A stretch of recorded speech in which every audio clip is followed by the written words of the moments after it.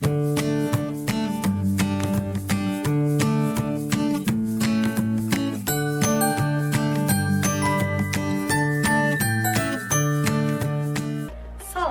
secara bahasa artinya doa meminta kebaikan. Sedangkan sholat secara istilah artinya semua perkataan dan perbuatan yang dimulai dari takbir atau takbiratul ihram dan diakhiri dengan salam. Adik-adik sobat eksis, dalam melaksanakan sholat, kita tidak hanya semata-mata melaksanakan sebuah kewajiban ataupun melakukan beberapa gerakan saja. Tetapi di dalam sholat, semuanya itu memiliki makna, baik dari gerakannya hingga bacaannya. Bahkan Rasulullah juga mencontohkan gerakan sholat yang sangat detail dari awal hingga akhir. Hal itu menunjukkan bahwa sholat memiliki kedudukan yang sangat penting di dalam agama Islam. Selain memiliki keutamaan, sholat juga memiliki makna-makna baik yang memberikan manfaat bagi yang mengerjakannya. Lalu, apa saja ya Kak makna-makna dari sholat itu? Makna yang pertama yaitu sarana untuk menyadarkan diri bahwa kita adalah hamba yang lemah dan kerdil di hadapan Allah Subhanahu wa Ta'ala. Kita adalah manusia yang sudah diciptakan dengan bentuk yang paling baik. Kita juga diberikan tempat untuk hidup di bumi ini, dan Allah juga menyiapkan segala kebutuhan kita untuk hidup di bumi ini. Lalu bagaimana bisa kita sombong adik-adik? Maka dari itu kita harus mengerjakan sholat sebagai sarana untuk menyadarkan diri bahwa kita adalah hamba yang lemah dan Allah adalah Tuhan yang Maha Agung. Makna yang kedua yaitu mencegah diri dari perbuatan tercela. Bacaan-bacaan dalam sholat merupakan kata-kata baik yang berisi pujian dan doa kepada Allah Subhanahu wa Ta'ala. Memuji Allah berarti kita mengakui bahwa manusia adalah makhluk yang lemah. Sehingga dengan itu kita senantiasa untuk melatih diri menjadi orang yang rendah hati dan tidak sombong. Dengan kata-kata yang baik, maka orang yang mengerjakan sholat akan berusaha untuk mewujudkannya dalam kehidupan sehari-hari, sehingga sholat akan mencegah diri dari perbuatan tercela. Di dalam Al-Quran juga terdapat firman Allah tentang mencegah diri dari perbuatan tercela dengan sholat. Yuk kita simak firman Allah tersebut. A'udzu billahi minasy syaithanir rajim.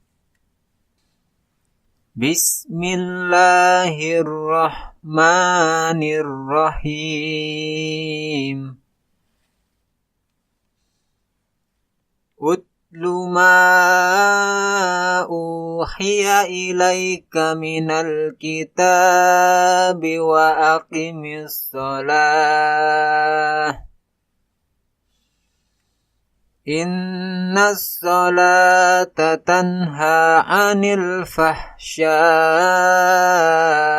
wal munkar. Waladhikrullahi akbar. Wallahu ya'lamu ma tasna'un. Yang artinya, bacalah apa yang telah diwahyukan kepadamu, yaitu Alkitab, Al-Quran, dan dirikanlah sholat.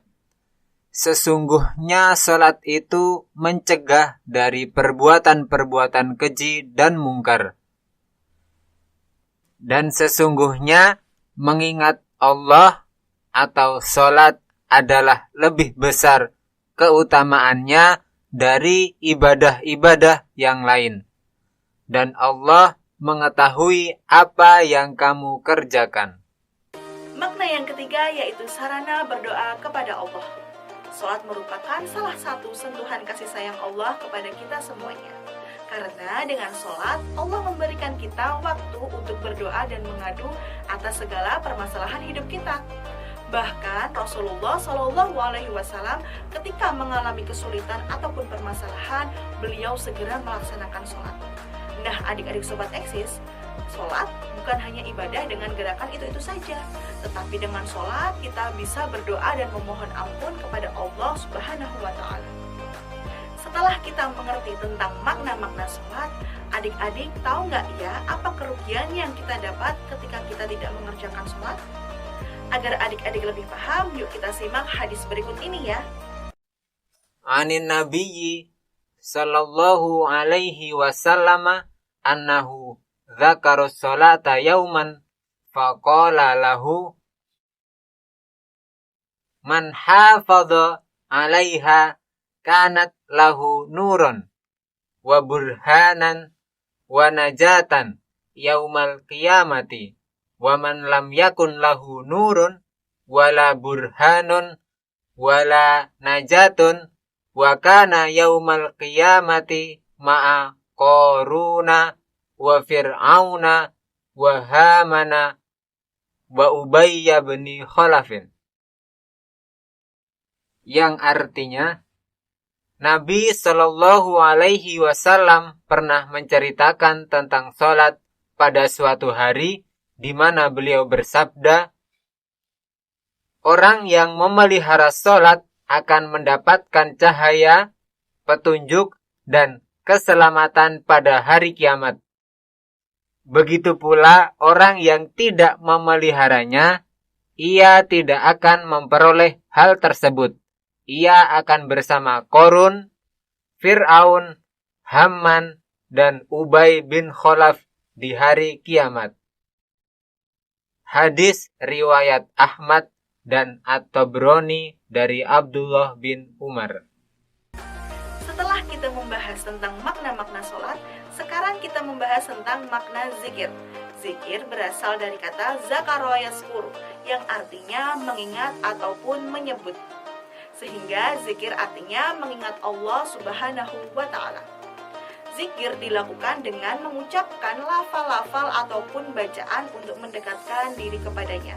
Dan Allah memerintahkan hambanya untuk mengingatnya dengan sebutan yang banyak. Lalu, mengapa ya Kak kita harus melaksanakan zikir?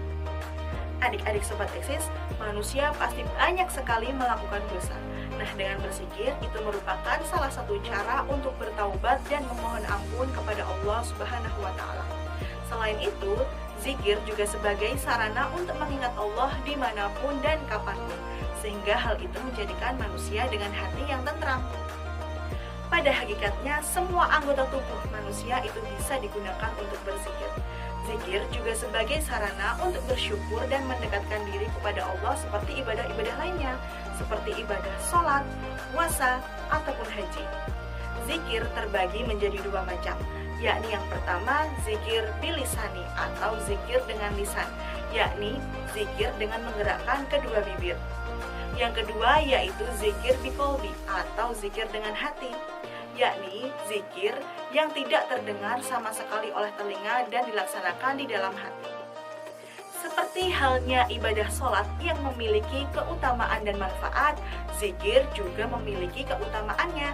Yuk kita simak hadis tentang keutamaan zikir berikut ini ya. Qala Rasulullah sallallahu alaihi wasallam, la yaqudu qaumun yadhkurunallaha illa haffathumul malaikatu wa ghasyiyathumur rahmatu wa nazalat alaihimus sakinatu wa dzakarahumullahu fiman indahu. Yang artinya, Rasulullah sallallahu alaihi wasallam bersabda,